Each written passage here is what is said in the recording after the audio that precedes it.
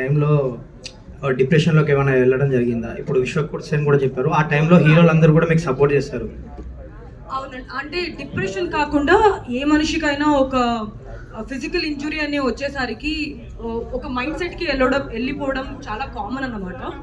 నేనేం చేశానంటే, because like how Vishwak told, I was in a peak of my career. అప్పుడే smart Shankar జరిగింది and I had 3 more releases and everything. నేను first time పడినప్పుడు operation అయిన తర్వాత నేను చాలా ఫిజికలీ మెంటలీ పుష్ చేశాను అనమాట. I was not ready to give up. I wanted to go and work. నేను షూట్ కూడా చేశాను 10 days after the operation. That I kind of actually affected me.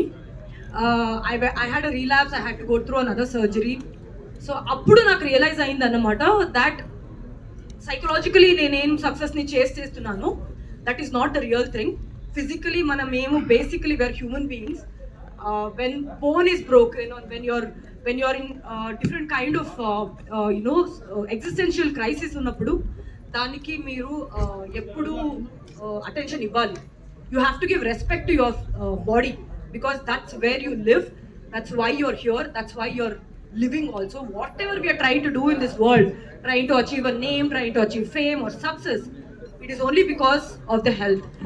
So appudu nenu చాలా care తీసుకుని almost 6-7 months I worked on my body and mind because నాకు సినిమాలు చాలా చేయాలని ఉన్నింది.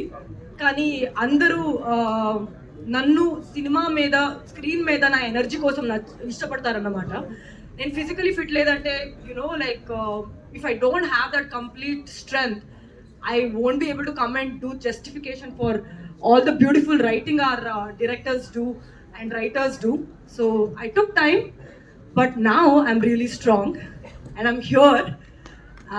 I'm only here to break barriers for myself, and Darling is the first step for that. Thank you.